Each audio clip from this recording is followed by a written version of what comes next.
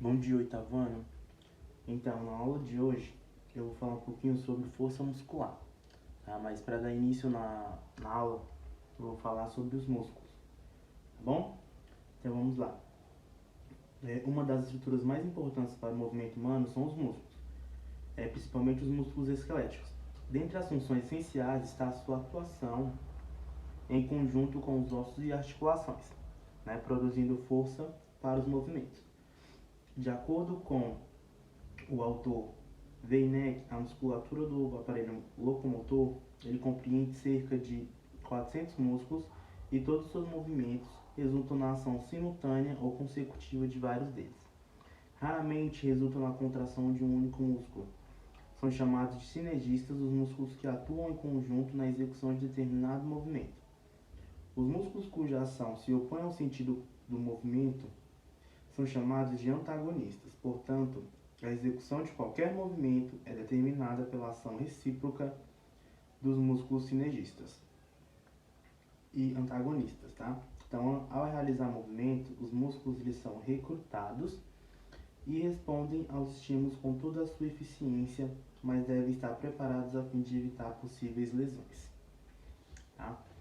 Aí eu vou falar de uma pesquisa feita pela Escola Paulista de Medicina, tá? Falando sobre as lesões musculares, tá? Então, as lesões musculares, elas podem ocorrer por diversas causas e são responsáveis por um grande número de lesões durante uma prática esportiva, tá? Seja ela profissional ou não. Então, correspondendo cerca de 10 a 55% de todas as lesões sofridas por atletas. Então, essas lesões, elas ocorrem através de uma variedade de mecanismos e, por exemplo, trauma, tensão ou contusão, tá? A lesão que mais acomete os jogadores de futebol é a lesão do músculo da região posterior da coxa, os músculos isquiotibiais, tá? Que correspondem a cerca de 12% das lesões do futebol, beleza? Então, existem diversas classificações para as lesões musculares, tá? Que é classificada em graus e utilizando como parâmetro principalmente a força, a movimentação e a porcentagem muscular lesionada, tá? Então, temos a lesão de grau 1, que é a lesão leve, tá? Ela é acometida por algumas fibras e a face permanece intacta, tá? Temos um edema mínimo, tá? Pouca dor e mínima ou nenhuma perda da força muscular e amplitude de movimento.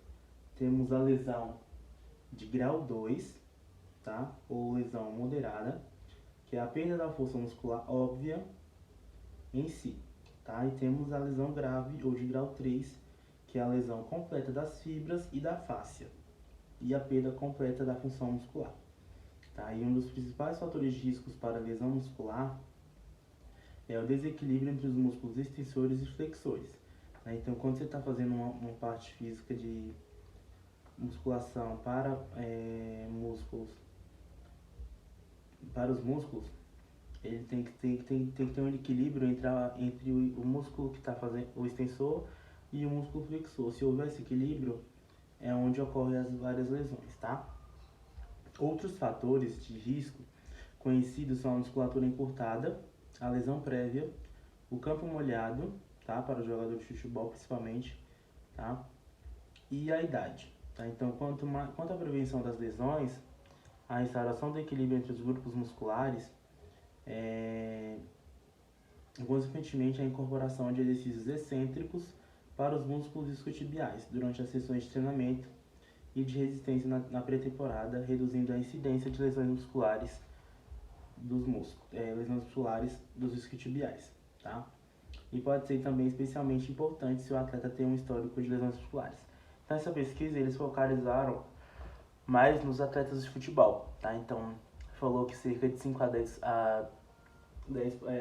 de 5 a 55%, tá? Das lesões de jogadores de futebol ocorrem nos músculos isquiotibiais, que são os músculos posteriores da coxa, tá? Na qual o jogador precisa daquela força explosiva para fazer os chutes e para também a corrida durante todo o campo, tá?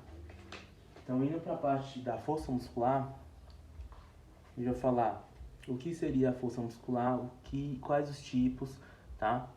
E como ela ocorre, tá bom? Então, a força muscular. A força muscular nada mais é do que a contração muscular é o resultado de uma interação complexa entre as partes centrais e periféricas do sistema nervoso e do sistema musculoesquelético.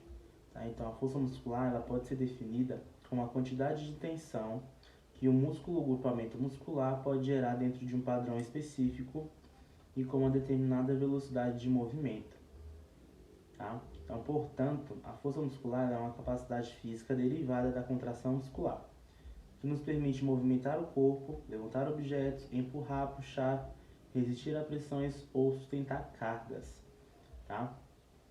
Então tá ali que eu botei no meu esquema, que a força muscular é a quantidade de tensão que um músculo ou um grupamento muscular ele pode gerar, tá? Seja ela finalizando com uma capacidade física de contração muscular, tá bom? A força ela pode se manifestar de duas formas básicas. Ela se pode se manifestar pela forma dinâmica e pela forma estática. Tá? A forma estática ela ocorre quando o músculo ele se contrai, mas não há alteração visível no ângulo de articulação, ou seja, não há movimento. Então ela ocorre, por exemplo, ao ficarmos em pé. Ele é considerado uma força estática de membros inferiores. Ou quando seguramos uma sacola de compras, que é a força estática de membros superiores. Tá? A força dinâmica ela ocorre quando existe um encurtamento das fibras musculares, provocando uma aproximação ou um afastamento dos segmentos ou das partes musculares próximas, ou seja, há movimento. Tá? Diferente da força estática para a dinâmica, a diferença é que há movimento. Ok? Então, a força dinâmica ela pode ser concêntrica ou excêntrica. Tá? Na força concêntrica, o músculo ele exerce uma tensão suficiente para vencer a resistência imposta pelo segmento. Ou então, o músculo que está contraindo está gerando, consequentemente, um movimento. Tá? E na força excêntrica, o músculo não desenvolve tensão suficiente para vencer a carga externa. Tá? Então, ele é alongado e há um aumento do seu comprimento com o propósito de desacelerar o movimento de uma articulação. Tá? Então, resumindo, a força muscular ela pode ser dinâmica ou estática, tá? Dinâmica é quando há movimento, estática é quando não há movimento. E na força dinâmica, o músculo ele pode ser, a força ela pode ser excêntrica ou concêntrica, tá? E a força também pode ser considerada força máxima, força rápida ou força resistente, tá? E eu coloquei ele no canto aqui, ó, que a força muscular ela é diferente da resistência, mas ambas podem estar trabalhando juntas, tá bom? Então, galera, é isso na aula de hoje. Um resumo rapidinho sobre músculos e força muscular, tá? Possivelmente pode ser o último conteúdo desse terceiro bimestre. Na próxima aula será a revisão do conteúdo para a prova B1, tá bom? E lembrando que no dia 26 de setembro nós teremos a nossa feira de ciências, tá? Que vocês vão ficar sabendo ao longo da semana, tá bom? Então é isso aí, qualquer dúvida estou à disposição e um grande abraço para vocês.